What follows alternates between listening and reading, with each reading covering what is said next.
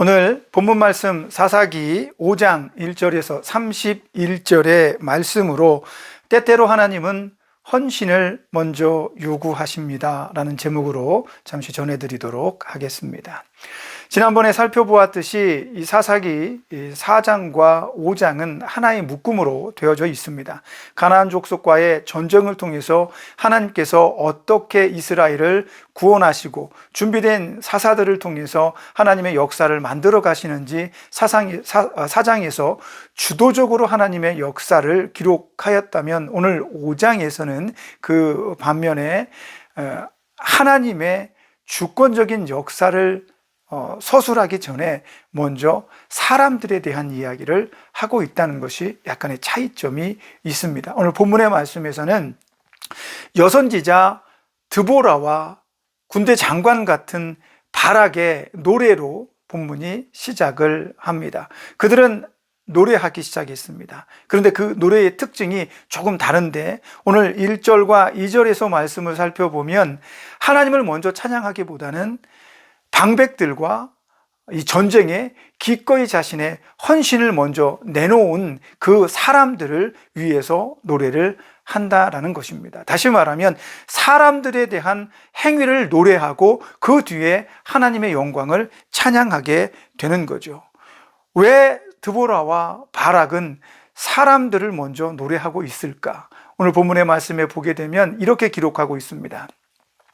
이스라엘의 영솔자들이 영솔하였고 백성이 즐거이 그 영솔하는 자들을 따라 일어나 전쟁에 임했기 때문에 하나님을 찬양하라, 그렇게 기록하고 있습니다. 다시 말하면 분명히 전쟁은 하나님께서 주도하시고 하나님께서 계획하신 대로 이끌려 갈 것입니다. 그러나 그 이전에 드보라와 바락은 그런 하나님의 전쟁에 기꺼이 자신을 내어놓은 사람들을 먼저 노래해주고 있습니다. 이유인즉슨 그들의 이 전쟁은 쉬운 전쟁이 아닙니다.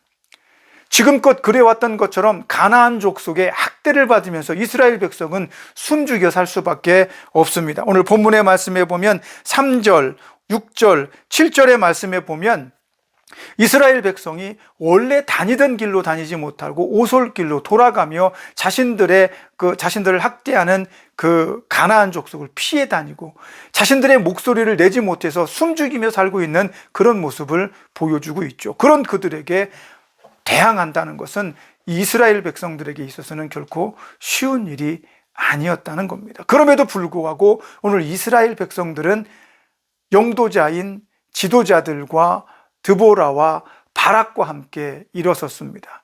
이 가나안 족속과 싸울 때 그들은 군사적으로, 경제적으로, 사회적으로 굉장히 열악한 환경에 있었습니다. 가난했으며 전쟁을 할 수 있는 군수물자도 없었습니다. 오늘 드보라의 노래에 보면 4만 명이나 되는 이스라엘 백성들은 다 어디로 갔느냐? 그들의 손에 창과 방패가 있었느냐라고 말할 정도로 이스라엘은 열악한 환경에 처해 있었다라는 사실입니다. 그러나 그들은 하나님께서 세우신 영도자들을 따라서 기꺼이 일어났습니다. 왜 그랬을까요? 그들은 지금껏 한 번도 가나안 족속과 정면으로 싸우는 것을 생각해 보지 않았습니다. 그들은 막강한 철병거와 군사력을 가지고 있었기 때문입니다. 그들이 언제든지 쳐들어와서 노략을 하면 그냥 빼앗기고 내어줄 수밖에 없는 그런 환경이었다는 거죠. 오늘 본문의 말씀 후반부에 보면 시스라의 어머니의 노래가 나옵니다. 그 여자는 이렇게 얘기합니다. 왜 우리 아들이 아직 돌아오지 않느냐? 이제 그들이 빼앗아 올 여러 가지 재물들과 노략해올 채색 옷들과 그들이 전쟁에 승리해서 얻어올 노략물들을 기대하면서 마치 그들이 이제 개선장군으로 이제 돌아오게 되면 처녀들을 상품으로 가지고 올 것이다라고 말합니다.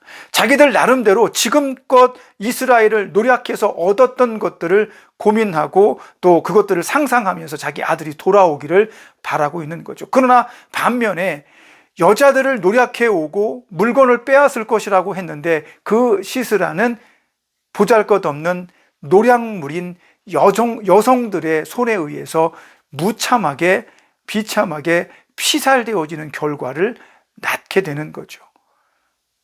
사람들은 생각합니다. 그렇게 강했습니다.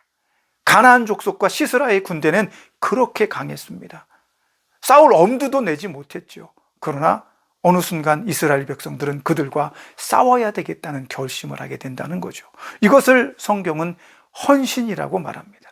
왜 이 사람들의 헌신이 가능했을까? 지금까지는 불가능했던 이 헌신이 어떻게 가능해졌을까라고 하는 사실들을 오늘 성경의 본문 말씀은 기록하고 있습니다. 이스라엘의 역사를 보면, 특히 이 사사기 전반적인 내용을 살펴보면 마치 이런 구도로 진행이 됩니다. 하나님께서 선택하신 하나님의 백성, 그들이 배반합니다. 그 배반에 하나님은 분노하고 속상하셔서 그들에게 고통과 아픔을 주십니다. 그리고 그 고통과 아픔 속에서 절규하고 하나님을 향해 다시 부르짖고 하나님을 기억해낼 때, 그렇게 돌이킬 때 하나님은 그들을 사사들을 통해서 구원하십니다. 선택, 배반, 돌이킴, 고통, 돌이킴, 구원, 이런 구조의 맥락을 쭉 이어가고 있죠. 오늘 본문의 말씀에서도 마찬가지입니다. 하나님의 백성이 하나님을 떠나서 다른 신들을 섬기니까 그들을 가나안 족속에게 파시고, 그 학대가 너무 힘들고 고통스러우니까 그들이 다시 하나님께 돌이킵니다. 하나님은 기꺼이 사사들을 세워서 그들을 구원하십니다.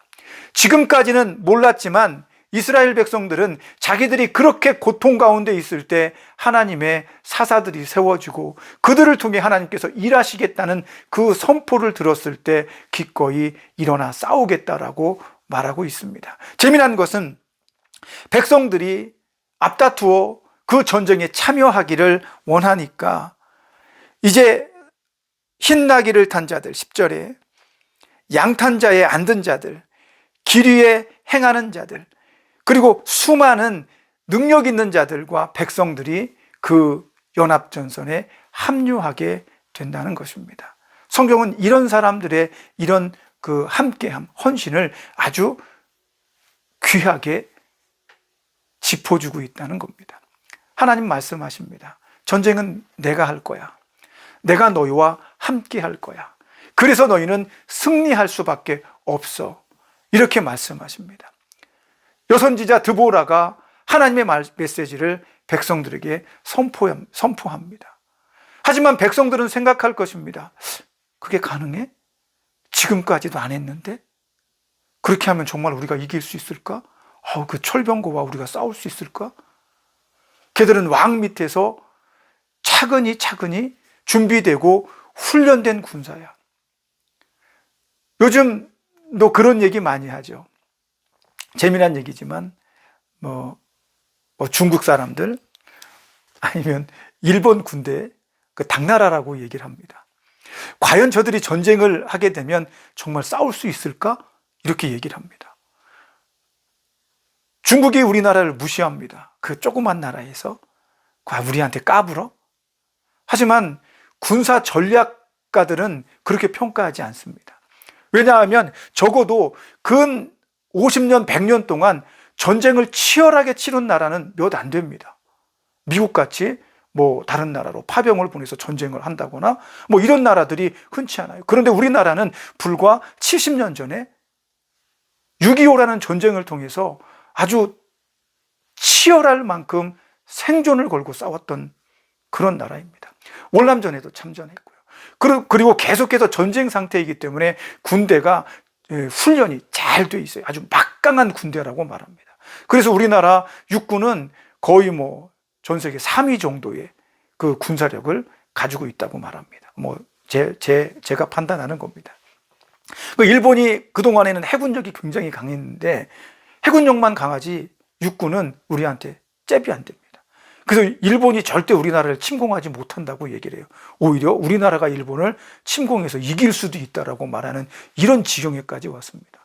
그래서 정규군의 능력은 굉장히 중요한 거예요. 훈련되어 있고 있고 좋은 전차와 탱크, 무기를 가지고 있는데, 그런데 이 가나안 족속이 그랬거든요. 그런데 이스라엘 백성이 창과 방패도 제대로 없어요. 농사 짓던 사람들입니다. 왕이 있어서 그 왕의 군대를 아주 제대로 훈련시킬 수 있는 이런 근본적인 시스템이 안 돼 있는 나라예요. 그런데 더군다나 여자 선지자가 일어나서 하나님께서 우리와 함께 하신데 다 모여! 이렇게 얘기하면 이스라엘 백성들이 그렇지, 우리는 다 모여서 싸우면 이길 수 있어, 이런 마음을 가질 수 있겠느냐라는 겁니다. 그러나 이 사람들 마음속에는 그동안 맺힌 것들이 있습니다. 더 이상 이렇게 살지 못하겠다. 더 이상 이런 학대를 우리가 계속해서 견뎌내지 못할 것 같다. 그때 하나님께서 말씀하시고 그들의 오래된 전설들과 조상들이 했던 그런 이야기들이 이들 마음속에, 그래, 우리가 죽어도 이 전쟁에, 거룩한 이 성전에 한번 참여하자. 하나님께서 우리와 함께 하신다고 하니까 우리가 한번 이 전쟁을 제대로 싸워내보자. 능력도 없고 힘은 없지만 그들은 모여들기 시작했습니다. 그리고 나서 하나님께서는 그들의 그 모여듦과 헌신, 그 헌신을 토대로 이 전쟁을 승리로 만들어 가십니다. 분명한 것은 하나님께서 혼자 싸우실 것입니다. 하나님께서 이기게 하실 것입니다. 그러나 중요한 것은 그 하나님의 전쟁, 성스러운 전쟁에 내가 어떤 마음으로 동참하고 어떤 마음으로 내가 헌신하느냐는 굉장히 중요한 사실이다라는 것입니다. 여러분 어떻습니까? 우리는 믿음을 가지고 있습니다. 이 세상에서 예수 그리스도의 가르침을 가지고 빛과 소금으로 살아가려고 합니다. 그리고 그 빛과 소금의 삶을 사는 자들, 예수 그리스도를 믿는 자들에게는 영원한 구원의, 영생의 길이 제시되어져 있습니다. 우리의 믿음입니다. 그럼 우리는 그런 믿음을 가지고 오늘 이 시대에 한 시간을 살아갈 때 어떤 헌신의 모습으로 살아갈 것인가에 대해서 깊이 있게 고민해 봐야 됩니다. 여러분은 과연 여러분의 직장에서, 학교에서, 여러분의 각 삶의 현장에서 그리스도인의 헌신된 자의 모습으로 살아가고 있습니까? 세상을 바라볼 때 그 악한 세상에 대항하여 선함으로, 밝은 빛으로 비추고 여러분의 선함을 보여줄 능력 있는 헌신의 모습으로 살아가고 있느냐라는 겁니다. 때로는 거기에 휩쓸려 가기도 합니다. 문화니까, 사회적인 어떤 규범들이 있으니까 우리는 내가 정신을 차리지 못하는 상황 속에서 이미 세상에 휩쓸려 갈 때가 많이 있다는 겁니다. 세상이 부르는 노래를 같이 흥얼거리고, 나쁜 것 아닙니다. 그러나 적어도 그러한 것들에 우리의 마음과 영혼까지 빼앗기면 안 되는데도 거기에 대한 깊은 성찰을 하지 못합니다. 누군가와 함께 누군가를 험담하고 누군가를 모욕하는 일에 기꺼이 참여합니다. 사실 하기 싫은데 어쩔 수 없이 그렇게 하는 경우도 있을 것입니다. 그러나 우리는 그러한 자리 속에서도 빛과 소금의 역할이 무엇인지 생각해 보아야 합니다. 어떤 문제를 만나면 우리는 기도합니다. 하나님 도와주세요. 하나님 역사해 주세요. 이 문제를 해결해 주세요. 하나님 이것만 해주시면 제가 열심히 살겠습니다. 이런 기도 굉장히 익숙하지 않습니까? 그런데 오늘 본문의 말씀에서 하나님은 무엇라고 말씀하시냐면 너희들의 헌신을 요구하십니다. 그래, 나는 너희와 함께 할 거야. 난 너희를 도와줄 거야. 너희를 통해서 나의 역사를 만들어 갈 거야. 하나님 말씀하십니다. 그러면 그럼 하나님 한번 해보십시오. 하나님 한번 해보시죠. 한번 보여주시죠. 이게 우리의 자세가 되어야 할 것인가라는 겁니다. 하나님은 그렇게 말씀하지 않으십니다. 4장에서는 전적으로 하나님의 능력으로 이 전쟁을 승리한 그 하나님의 영광을 드러냈지만 5장에서는 그 이면에 하나님이 전쟁을 향해서 승리하시기 이전에 하나님의 백성들의 어떠한 헌신이 필요한 것인지를 이야기하고 있다는 겁니다. 우리는 줄곧 그런 생각들을 합니다. 하나님이 나와 함께 내 인생의 역사를 걸어간다. 그렇죠. 중요한 것은 함께 간다는 겁니다. 하나님께서 혼자서 다 하실 수 있습니다. 세상에 아무것도 없을 때 이 세상을 창조하신 것처럼, 태초에 하나님이 천지를 창조하셨다라고 하신 것처럼 하나님은 혼자서 다 다 하실 수 있습니다. 우리 없이도. 7일 동안, 아니 6일 동안 하나님은 우리 인간을 창조하시기 이전에 혼자 하셨습니다. 말씀으로. 그분이 계획한 대로 혼자 하시는 분이에요. 그러나 하나님께서 맨 마지막 날에 인간을 창조하시고 창조한 모든 세계의 인간을 거기에 두시고 보시기에 좋았다라고 말씀하셨을 때는 그것이 완벽한 창조의 계획입니다. 다시 말하면 완벽한 하나님의 역사 가운데 우리가 인간이 거기 있음으로 인해서 하나님의 뜻이 거룩하게 드러나는 것입니다. 하나님께서 보시기에 좋은 세상이 비로소 완성되어지는 것입니다. 다시 말해 하나님은 하나님의 역사를 만들어 가실 때에 하나님의 자리와 인간의 자리를 구분해 놓으시지 않으셨습니다. 함께 갑니다. 하나님이 하시면 우리도 하나님을 따라 합니다. 이게 성경의 관점입니다. 하나님께서 전쟁을 하실 것입니다. 그러나 하나님께서는 우박을 떨어뜨리든 벼락을 내려 떨어뜨리든 불덩이를 내려보내시든 혼자 하실 수도 있지만 그 전쟁을 하시기 전에 자, 어떻게 할까? 너희들 모여라. 선지자를 통해서 백성들이여 모이십시오. 하나님이 우리와 함께 하십니다. 이게 믿음입니다. 그 믿음을 발판 삼아 우리가 그 전쟁에 내 몸을 내어놓으면 내 손에는 창과 칼이 아니라 낫자루와 몽둥이가 들려 있어도 그 강성한 대적을 이길 수 있는 힘이 생겨나게 되는 것입니다.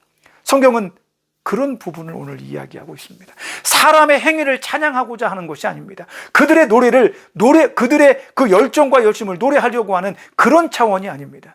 하나님의 뜻에 순종해서 헌신해서 자기를 내어놓는 이런 행위들이 칭찬받을만 하다라고 이야기하고 있는 것입니다. 오늘 본문의 말씀에서는 헌신하는 사람과 그렇지 않은 사람에 대한 이야기도 나옵니다. 오늘 17절과 18절 말씀에 보면 그 이전에는 전쟁에 참여한 사람들에 대한 이야기가 나옵니다. 그들 보잘것없습니다. 그러나 17절과 18절의 말씀에 보면 길르앗은 요단강 저쪽에 거주하며 단은 배의 머무름이 어찌미뇨라고 말합니다. 사실 말하자면 이 길르앗과 단은 요단강 너머에 살고 그 강을 따라 살기 때문에 가나안 족속의 침략에 그렇게 많이 피해를 본 지역은 아닙니다. 그렇다고 해서 온 지파와 민족들이 일어나는데 자기들만 쭉 빠져가지고 멀리서 불구경하든 이렇게 있으면 안 된다는 겁니다. 왜? 한 가족인데. 그 반면에 18절에 스불론은 죽음을 무릅쓰고 이 전쟁에 참여합니다. 왜? 가장 큰 피해자거든. 가나안 족속이 침략하고 노력할 때 가까운 곳에 있으니까 가장 큰 피해자니까 이 사람들은 죽음을 무릅쓰고 이 전쟁에 참여하는 것입니다. 마음의 상태가 다릅니다. 헌신은 이런 것이어야 됩니다. 같은 무리에 있어도 너희가 헌신하는 것을 나는 지켜볼게. 이게 아닙니다. 나는 크게 이득 보는 것이 없지만 난 기꺼이 너희와 함께 할 것이다라는 마음으로 나아가야 합니다. 맨 23절의 마지막 23절의 말씀에 보면 저주받은 사람들이 등장합니다. 메로스 족속이라고 하는데 이 사람들은 그 정확한 위치는 확인되지 않습니다. 하지만 이 사람들은 하나님의 백성이 하나님과 함께 전쟁에 나아갔을 때 함께 가지 않습니다.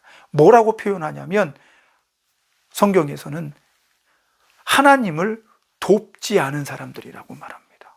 재미있잖아요. 하나님께서 인간의 도움이 필요합니까? 그러나 하나님께서는 그들이 하나님을 돕지 않았기 때문에 계속해서 저주하라고 말씀합니다. 하나님의 백성, 하나님의 명령에 순종하고 하나님의 뜻을 따라 나아가야 하는 사람들이 하나님의 깃발을 들고 전진합시다 그러면 나아가야 되는데 하나님을 돕지 않는다라고 말하는 겁니다. 이게 바로 헌신의 진짜 모습입니다. 우리가 하나님을 도울 필요는 없습니다. 그러나 하나님은 우리의 헌신을 돕는 것으로 받아들이신다라는 겁니다. 여러분은 어떤 삶을 사시겠습니까? 기도하시고 하나님 도와주세요. 하나님 열어주세요. 라고 말하면서 나는 어떤 헌신을 하려고 작정하고 있습니까? 여러분의 삶에 믿음의 헌신은 무엇입니까? 고민해 봐야 되지 않겠습니까? 하나님께서 다 알아서 해주실 거야. 하나님께서 다 이끌어 주실 거야. 하나님이 예비하시잖아. 하나님은 모든 것을 합력하여 선을 이루시잖아. 우리는 하나님께서 어떻게 일하시는지 지켜만 보면 돼. 그럴 수도 있을 것입니다. 그러나 하나님께서 우리에게 원하시는 것은 함께 가는 것을 원하십니다. 하나님께서 사도들을 세계 만방에 복음의 전파자로 세우실 때 예수님께서는 이렇게 말씀하셨습니다. 세상에 미련한 것들로 더디고 더디지만 그들을 통해 그리스도의 복음이 전파될 것이며 그들의 입술을 통해 복음이 나아갈 것이다. 그들의 발걸음이 닿는 곳에만 복음이 갈 것이다. 굉장히 중요한 의미가 있습니다. 그러면 그들의 발걸음이 닿지 않은 곳에는 아직도 복음이 들어가지 않을 수도 있다는 겁니다. 그 책임이 누구에게 있습니까? 헌신하는 자들, 헌신해야 할 하나님의 백성들에게 그 책임이 있다라는 겁니다. 하나님은 그들을 사용하실 것입니다. 그렇게 더디고 더디지만 온 세상 모든 사람에게 복음이 전파되는 날을 기다리고 계십니다. 오늘 저와 여러분은 그러한 삶의 현장에, 믿음의 현장에 부름을 받은 것입니다. 그리고 하나님께서는 사람들을 통해 그런 헌신자들을 노래하게 할 것입니다. 저는 수많은 기독교 위인들을 알고 있습니다. 헌신하여 자기 생명을 바친 선교사들과 순교자들을 기억합니다. 우리나라 조선시대, 고려시대 이름도 알지 못하고 그냥 그렇게 형장의 이슬로 순교에 피를 뿌렸던 그 사람들의 이야기를 들었습니다. 그 사람들의 이야기를 노래하지만 그들을 통해서 하나님께 영광이 가는 것을 기억합니다. 저와 여러분은 이 세상에서 이 한 시대에 이름 없는 빗방울처럼 비가 아니라 그렇게 보잘것없는 한 줄기 빛처럼 살다가 하늘나라로 가게 될지도 모릅니다. 그러나 중요한 것은 우리가 이 땅에서 하나님의 백성의 모습으로 어떻게 헌신에 나아가서 하나님께서 우리를 사용하실 것인지에 대한 믿음의 방향이 우리를 오늘 어떤 모습으로 살아가게 할 것인가에 대한 결정을 할 거라는 사실입니다. 오늘 저는 여러분에게 말씀드리고 싶습니다. 하나님은 때때로 여러분의, 당신의 헌신을 기다리고 계십니다. 그 헌신을 통해 역사를 만드실 계획이시기 때문입니다. 이제 한 주 동안 우리는 또다시 시간을 허락받았습니다. 이 시간에 준비되지 않았는데 헌신한다고 적군과 그 전쟁터에 곧바로 투입하라는 얘기는 아닙니다. 준비하십시오. 지난주에도 준비가 미흡했다면 이번 주에 준비하십시오. 다음 주로 미루지 마십시오. 이번 한 주 동안 말씀과 기도와 찬양을 통해 여러분 안에 헌신을 불일 듯 일어나게 하십시오. 누군가를 만나면 기꺼이 그에게 선을 베풀고 그리스도의 복음을 제시할 수 있는 담대함을 길러내십시오. 그것이 바로 오늘 성경이 우리에게 요구하는 것입니다. 오늘 본문 제일 마지막 말씀에는 이런 구절이 있습니다.